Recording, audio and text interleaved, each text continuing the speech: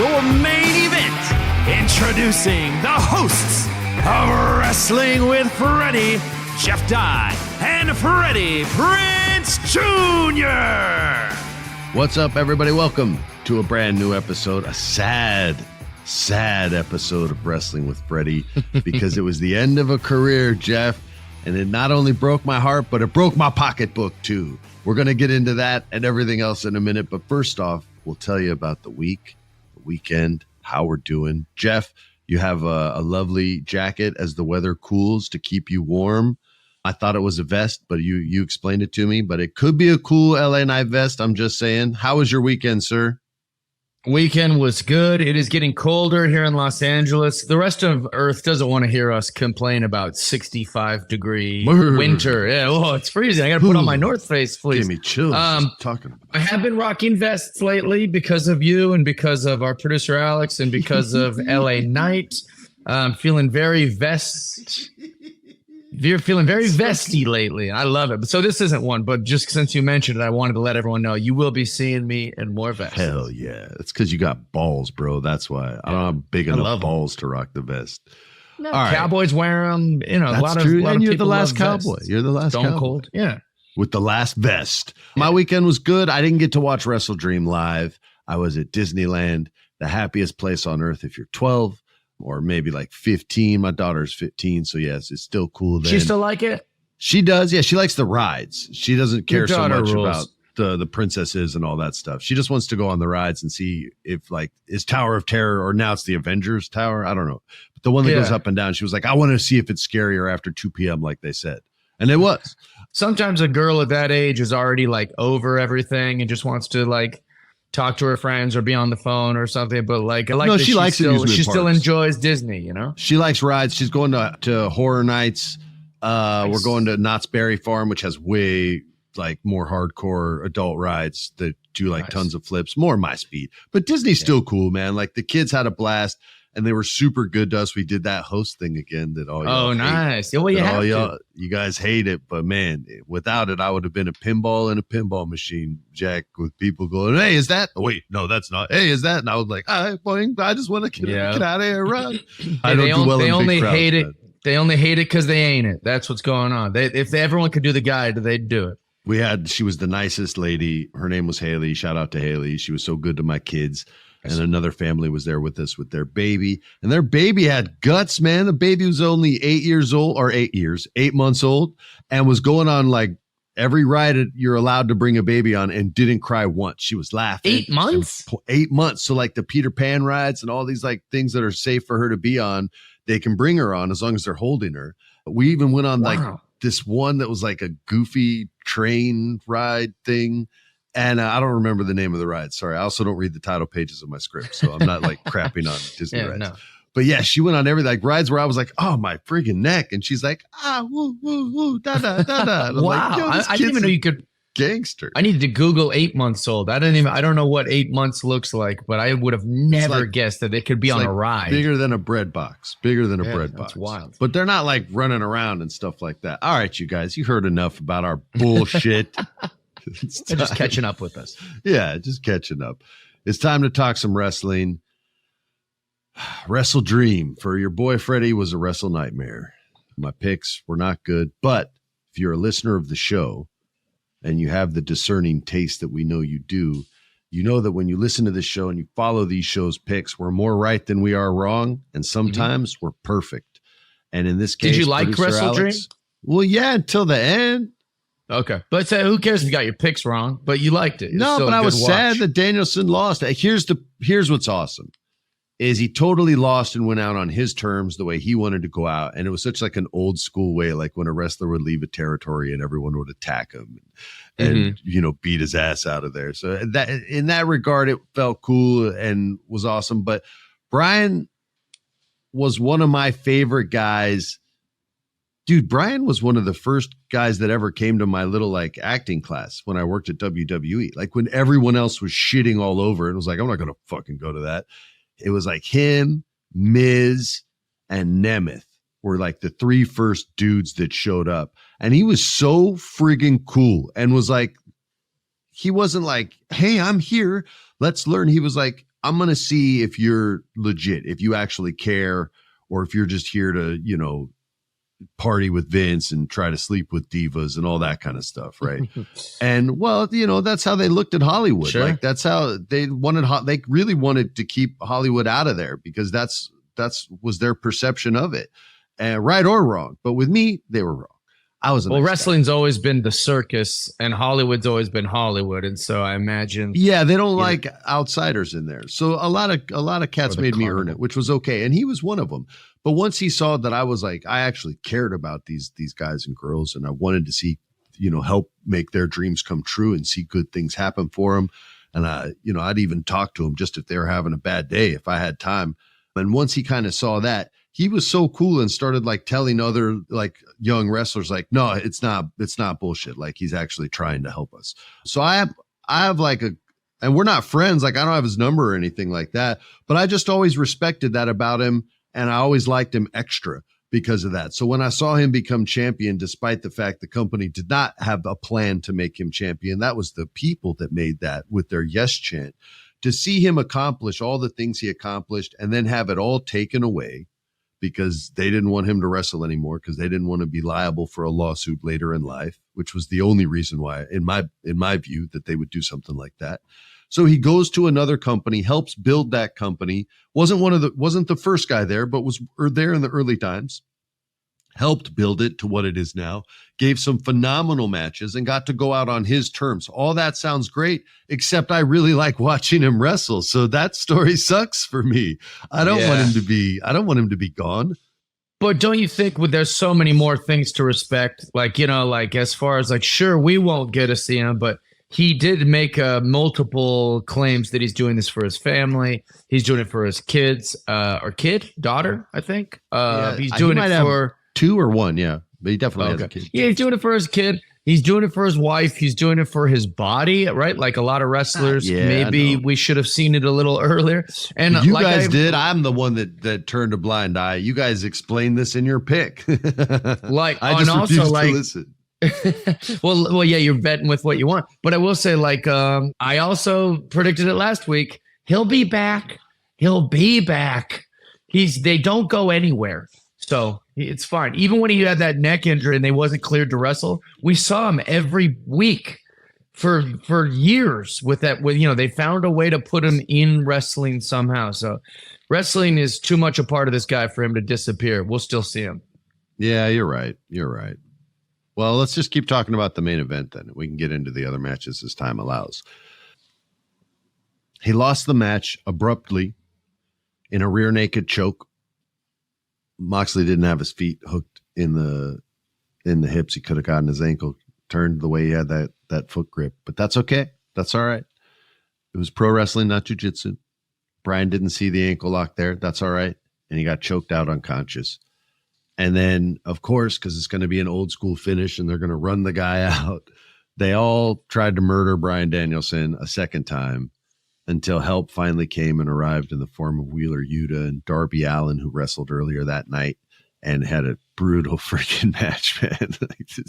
That dude is built like Gumby, I swear to God, man. That's the only way he's able to do that. They came out, they got beat down. Private Party, another team that gave a hell of a match and a great ending, man. Like when the dude broke down, we can get into that later if you want. But they came out, man, they got beat up. It took everybody and their grandma to come out there and help. Wheeler Yuta, you son of a bitch. You turned on him. You turned on Bryan Danielson. You tried to murder him too. All he ever did was look out for you, son of a bitch. And then they finally got him out of there on a freaking stretcher, which is an awesome / horrible way to go out. I liked it. I was just sad, man. It's the end of I know you, like you said, and you're dead right. He's going to come back. He'll be in a match here. He'll be in a match there like every 5 years. But it's just, I think he's one of the greats. Right. But also, what if? What if what? What if he comes back next week?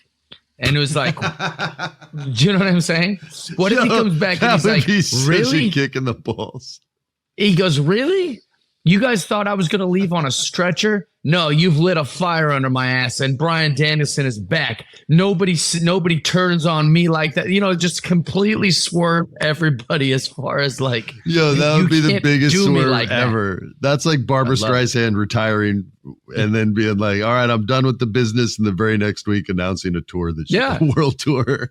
Which do I need to remind wrestling fans of Michael Jordan, Brett Favre, Tom Brady? How often do we see someone go, that's it, I'm calling it, write your little cute Facebook post about how much you'll miss me, and then bada boom, the next month they're right back at it. Well, I secretly hope you're right. It'd be awesome. That happens. Yeah. Also, the Blackpool Combat Club is so rad. They're so mean, dude. They're dicks. I've never loved anything the way I love it. The way John Moxley has reinvented himself, and like the earring, the bald head, the all black, the way they're just coming out there saying, listen, just being like, you know what?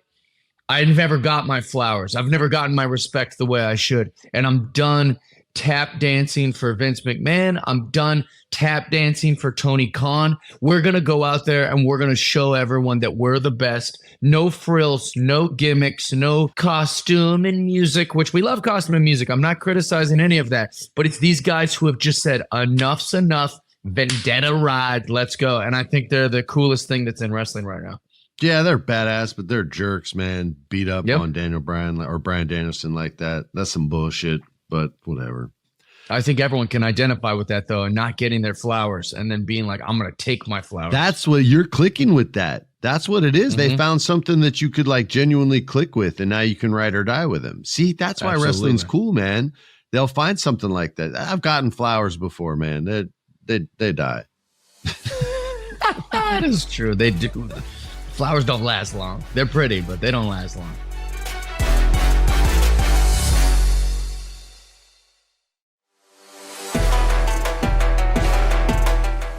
Back in the day, they used to do these things called like, I don't know if they still do it, like the Nickelodeon Awards or the kids to team. Give you a big surfboard. Yeah, surfboards. So I won like a bunch of those surfboards. I don't know, like 3 or 4 or 5, something like that.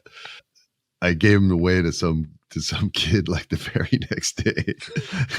They were in the back of my truck and I was going surfing on a real surfboard. You couldn't surf on those. And I had driven myself to the event. Like I was the only jackass that like didn't get a limousine. I was like, man, I just want to drive myself so I can leave when I want to leave and not have to wait. So I had parked in like valet and walked in, was the only asshole that did that and won those surfboards. And some kid was like, yo, man, I saw you on that show and you won those surfboards, man. Are those them? You take them with you everywhere? And I was like, no, you dick. Like, no, I just don't want them. I forgot them in there and they're still in the car. And he was like, dude, let me have them if you don't care. And I was like, bro, take them. And so he took them. I don't know if he tried to surf or not, but I don't have any of them. I love that. I saw one of those in Dane Cook's garage and it was just covered in dirt. And I was like, oh, all dirt and muck. All those other like awards and his Letterman cue cards, all that stuff is like on his office wall, but this one's just in the garage. No, that was one of those award shows where they were like, "Hey, do you want to come to the Teen Choice Awards?" And I said no, and they said, "Well, what if we told you won all these awards?" Like, and I was like, "Fine, I'll fucking go." I think I was like 22 years old, maybe 21, dude. It also funny. Might have gotten a little bit better of placement in your home if it was not a giant surfboard. They were small though. They weren't even like a 6-footer, like decapitator, which I can't surf anymore. I'm 48 years old. I surf a longboard. But like I used to surf like a 6'2", and this was like a 5'2". So it's not even a surfable board. It just has to take up a huge space that just goes, look at me. And I don't want that in my house. Too big for a bookshelf still. Some guy probably turned it into modern art somewhere in Venice, man. It probably looked sweet until it got burnt up and sold or something. I'm going to find it. I'm going to find on the internet. It's going to go in my house. All right, dude. Former guest of the show, Mariah May, the champion. Say that again. The champ. She's not losing this belt for a long ass time. Not until Australia against Toni Storm. Against Willow Nightingale. And now, see, our producer wants us to say that he was wrong on this one because he had picked Britt Baker. But Britt Baker got sick. She had strep throat, which I used to get as a kid all the time. And then I hit puberty and boom, never got sick again. Well, that's not true. I got sick a few times, but rarely get sick since puberty. But anyway, he wants you to believe that, oh, he made a mistake and picked Britt Baker. No, he did not. And I'm not going to lie on this show. I'm a dealer of truth, Jeff. And I always deal from the top of the deck. So you're an honorable man, but I'll say it. Alex got this wrong. What a stupid idiot. No. Can you believe he didn't even predict that Britt Baker would get strep throat? What a dum-dum. We all knew that. You're like the Blackpool Combat Club. You're just unnecessarily cruel. Look, man, we knew Mariah. If you didn't listen to me on this one, shame on you. But everyone and their grandma knew who was going to win this match. If this was a bettable match on whatever sites are out there that you can bet on, and you didn't bet it, that's a mistake. That's a big time mistake. This was a lock. This was a guarantee. This was like us telling you Damian Priest was going to beat Finn Balor. Like they're going to be sure things. I should tell you guys. I didn't even say it was a sure thing. So just remember that, guys. You all could have made dough on this one, and you didn't because you didn't bet with us. Anyway, the Japanese strong style with chicks makes matches so much cooler to me than the regular style. When it looks like people are just beating the shit out of each other, those are my favorite matches. Like Jeff likes the big meaty guys when they're just like, it's Godzilla versus King Kong, right? And I like more like street choreography, like that you would see in a movie, like in a fight scene, like like whatever your favorite movie is. And these chicks beat each other's ass for 15 minutes straight, and it looked like she punched her right in the friggin' mouth, and the headbutt looked like it hit her right in the same spot, dude. I know it's a safe move, and I know I can't see it because her hair gets in the way, but that shit looked so legit, man. And I just love when people beat each other's ass, whether it's in the UFC and whether it's chicks, whether it's dudes or whatever, man. I just like fights, and it looked like a fight, so I really like the match. It probably isn't anybody's match of the night, and I'm not trying to sell anybody on it, but I just like when people punch each other in the face. Go ahead. I very often criticize female, and it's because I'm just honest. I'm going to say what I like and say what I don't like. This match was great. I think Mariah May is obviously, she's not underrated. She's not overrated. I think she's perfectly rated. Like Mariah May is getting the respect and she's a future star. I think. Yeah. She's very, very, very good. Yeah. But I think that the world is not being positive enough about Willow Nightingale. I think we see her because she's such a face, and she smiles, and she's doing such a good job of being the good guy wrestler that we're not giving her enough credit. I think she should have like a Bailey moment where people realize like this chick is really good. Every one of Willow's moves during this match, I was like, it was convincing. It was very like it wasn't clunky. It wasn't slow. Dude, she's very strong. Because I started thinking to myself like, well, why am I so hard on Nia Jax? But I love Willow Nightingale. But Willow Nightingale looks strong, and she does feats of strength. The punches are convincing, like she's playing her face right, like the face role perfectly, where she smiles after she does like a little splash. Like she's, I think, my new favorite female wrestler in AEW. I've always liked Willow Nightingale, but like after watching this match, I was like, dude, she's really, really good. So you said something really wild there. She needs a Bailey type storyline. Yeah. You're dead on with that. That's exactly what she needs to kind of finish off that character and help elevate her to the next level. So truth be told, I'm like Instagram bros with Willow. We follow each other, and we've sent each other some messages like back and forth, like, yo, that match was awesome. And she's like, oh my God, I like the horror movie. And then we bonded on anime, sweet. Video games. Like she's super cool. So I like her a lot. And I think everything you just said about her is so dead on. And if somebody out there at AEW's got to be listening. I don't know if they have a creative department or not, but for real, she just needs a Bailey type storyline. to help evolve that character and get her to the next level. Cause she's pretty.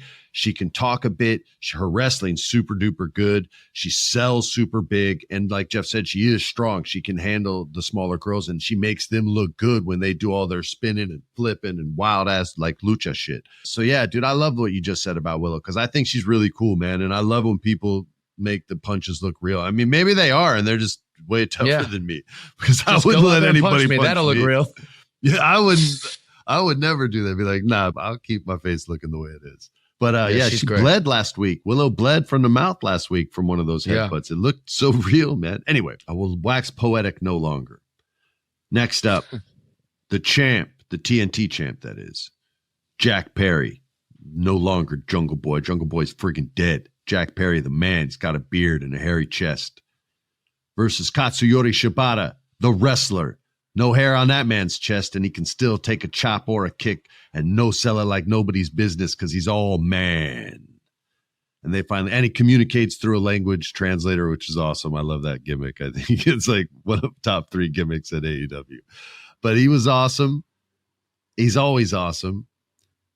I like how they handle the language barrier. This was not a big story. This was just, hey, I want to challenge you. And Jack Perry going, I'll think about it. And then Jack Perry sneaking back in, beat you up. Okay, let's have a match. I think he could handle more of a story than that, but I get why he didn't get a story bigger than that. And I get why he couldn't win the match, because the story is with Jack Perry, because that kid is evolving and getting better and better with each kind of pay-per-view that they do. And evolving his character, I think, in a cool way too. So I was wanting him to get rid of Jungle Boy a long time ago, and it was awesome when he did. So anyway, that said, they had this match, which was it's an awesome match, but it led to, and we all picked Jack Perry, by the way. So if you picked with us, you made dough. But it led to Ryan Garcia coming out and making a save because Jack Perry's like, I'm going to beat you up after I beat you so hard. Now you got to deal with the double beating. And Ryan Garcia said, I'm from Buffalo, bitch. I don't think so. And he came out. They didn't say that. But he came out, and then he's chasing Jack Perry out of there. And then here comes MJF. But again, this is not the return that we're going to talk about. MJF comes out. He starts talking some smack to Ryan Garcia. He beats Ryan Garcia down. He's got his ring back. He found it at the pawn shop. Wow, that's fortunate that no one bought it. And he punches. You're going to kiss the ring, you son of a bitch. You're going to kiss it. And he punches him in the head and beats him down. And here we go, Jeff.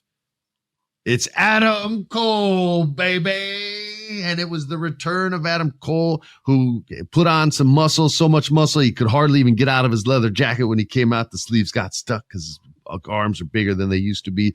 He was in good shape. He came out, he sprinted to the ring, but I think that wardrobe malfunction gave MJF enough time to get out of the ring and run. I thought the last time I saw Adam Cole, he was the devil and a bad guy, and MJF was a good guy. But MJF's such a son of a bitch for being jealous of Will Ospreay and everybody else in the company that we love Adam Cole now. Because Adam Cole came to make the save, and he didn't turn on Garcia. For a second, I was like, is he going to be the devil? No, okay, he's not the devil. He's a nice guy, and we all love Adam Cole again. And here is hoping to his health, because I love watching this dude wrestle, and I love this dude's friggin' promos. They're top shelf promos, and I love that he came back to pro wrestling and is healthy and good. Jeff, what did you think? You could talk about any of the match or whatever you want. I don't care. I just thought it was a cool re-debut for Adam Cole, baby. I loved it. I was often surprised and confused that Adam Cole wasn't more over with the fans, so it was good to see. Maybe this could start some momentum for him, you know? People went crazy when they heard his music. Great selling, as always, by MJF to be like, what are you doing here? Also, MJF, it looks like something was different. Like, he looks strange, and it's just because he clean shaved. And just that, like, little switch made MJF look like completely different to me. Yeah, he doesn't have the scruff. And that's a really weird thing to comment. No, he has like Wolverine scruff. Just something I noticed. Yeah, it's very strange. But I'm super excited about it. And I think this is going to be perfect. I'm excited to see what they do with Adam Cole. But it does seem like everyone's excited that he's back. So that part I was very happy about. It made me pop more than the Swerve thing. I was like super excited to see Adam Cole. Yeah. This is going to be a long story. These two guys are both A+ storytellers. This isn't going to be one of these like 2-3 week stories like it was with Ospreay and Max. This is going to be long because Max is going to have his side of the story, which is you betrayed me, you set me up, you son of a bitch, and Adam Cole's going to have his side of the story that we're yet to hear. And that promo will be awesome because it'll be story time with Uncle Adam. I can't wait to see it play out. It's because we're gonna get more than I think one pay-per-view match out of it.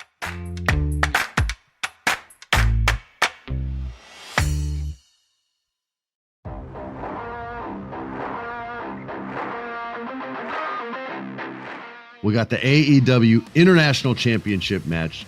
Konosuke Takeshita with Don Callis, who is in the last year become a pretty damn good manager, especially with his commentary, versus Will Ospreay, the champ of champs. Man, this guy is so good. Everybody loves him. Doesn't have one hater except MJF.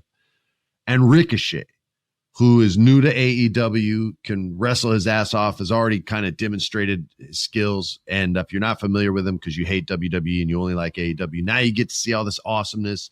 Or you're like, dude, whatever. We watched him in NJPW before you even knew he was. All right, fine, whatever. Jerks. Anyway, they wrestled. I could hear what they were saying, Jeff. This match is match of the night. This shit was so crazy, so awesome. Konosuke was like exactly what you wanted him to be, the big, strong guy who's going to beat the shit out of both of them every once in a while. And then they'll do all their flying, crazy lucha moves on him because he's so big and strong. He can do it with both guys on his shoulders. He's a stud. I picked Ospreay, Jeff picked Ricochet, and our producer picked Takeshita because he's a gangster and he saw it coming and he was perfect again. I know I shat upon him in the pre-show, because I was he's surprised always he perfect. picked it. And I was surprised by this. Dude, win, how did he get it? We don't know. We don't want to know. He's got inside information. He's got Tony Khan on his cell phone. We know that. We know that they went to college together for a year. How it works, dude. And they were roommates. And, we don't know what promises were made. All right, next up, Prince Nana. Yes, my favorite. Welcome back, Swerve Strickland. And let me say this, since MVP has gotten on the scene, they have given Prince Nana a chance to shine. I thought that backstage bit where he was ready to put his wrestling boots on and fight MVP right there, I thought he looked great in that. I think this has been a big opportunity, even though he's been getting poo-pooed on by MVP. It's given him a chance to stand up for himself and demonstrate how valuable he is. And Swerve just confirmed like all of it in this beautiful promo that if you haven't watched, you could probably just watch on social media. And he talks about the good times and the bad times. And right when he goes into the bad times and the failures, I was like, he wouldn't put him on blast like that. Now he's siding with the Prince because he's going to stay with the guy that's been with him through the good times and the bad times. Family stays with you through both. And he doesn't turn his back on family. And MVP's like, whoa, hold on. And then Shelton Benjamin's like, no, you got it twisted, man. We're not asking you. We're telling you that you're either with us or you don't exist. Like, we will destroy you. And Swerve's just put these dudes over like, yo, you were my inspirations. Like, you guys were the man. And then he digs him a little bit, but I still got you in that match. Don't forget that kind of shit. This is the return of the Hurt Business. I can't wait. Bobby Lashley is on his way. That's what this means, y'all, is Bobby Lashley's on his way. Samoa Joe's already there. And we could get a mainstream version of the Hurt Business, which MVP has discussed, which is all they kind of took away from him and put it on the bloodline. So now they can have their version of this. And once Bobby Lashley comes, it'll solidify everything. And a match between Swerve Strickland and Bobby Lashley is coming. And I'm so freaking hyped to see the smaller, faster dude go against like the perfect specimen that God ever made. And he still looks exactly the same as when he first entered the WWE over 20 years ago. Like nothing's changed on his body. He legit is just made from synthetic materials and is an android walking amongst us, which is proof that there's time travel because they sent him back like a Terminator. This was a great segment, man. MVP is the truth on the microphone. He makes Nana look better on the microphone. They now have Don Callis, who's doing money work on the microphone. I want to know who the next great female manager is going to be. I know she's out there somewhere. I don't know if it's WWE or AEW, but there's got to be room for another great. Can be like a renaissance of managers at AEW, man. They've got 3 now that can literally build stables and speak for their talent. if they need to. And if not, they're just a great character to get heat on, especially with Don Callis, because he'll take bumps. That fool has a scar down his head to prove it. But I was so excited. This was a segment. There wasn't even wrestling. And I was so hyped for this. And I can't wait to see where they're going to go, because Swerve will beat Shelton straight up. There'll be some beat downs on Swerve, but in the match, Swerve's going to win that match. And that's when I think Bobby Lashley's going to come and just kill Swerve Strickland, and Swerve will have to climb back up the mountain. What do you think, Jeff? Welcome back, Swerve. I love what they're doing. I love the writing. I love the story. But here's a little Jeff Dye rant for you. Bring back managers. Make managers great again. We need to wrestling needs to invest time, writing, money, and airtime to more managers. So in the old days, like long before I was watching wrestling, like I saw a reel of it. I saw a reel on Instagram recently of La Macho Man's first match in I guess it was WWF. And what happened was that nobody had seen Macho Man, or a person like Macho Man with the headband and the glasses and the way he was behaving in the ring. And this is his first match. Like he's doing these elbow drops. He's doing this great match. He beats the bad guy so soundly that all the managers came from the back. Classy Freddie Blassie and Jimmy Hart. And they're all like almost cartoonishly looking at Macho Man going, wow, they're all taking a peek at him because this could be the new talent that they want. Right? They really, that story was really showing that like the managers are who decide kind of in wrestling who is and who isn't. Managers have become this side thing now that they kind of just throw with a wrestler if the wrestler can't talk or something. But we've seen proof. Prince Nana used to be a wrestler, not a very successful one, but he used to be a wrestler. And now he's a genius manager. Don Callis was a wrestler forever. And guess what? I've watched wrestling my whole life. I knew nothing about him until he became a manager. Yeah. Paul Heyman is He's genius. The exception. He gets the airtime. He gets the investment. Paul Heyman, chef's kiss. This guy is one of the greatest managers ever, one of the greatest talkers ever, and really makes a wrestler pop. So I think if we can find a way to make wrestlers as important as they once were supposed to be in wrestling, we can have these things. We have female wrestlers, we have male wrestlers, we have managers, and then we have the story.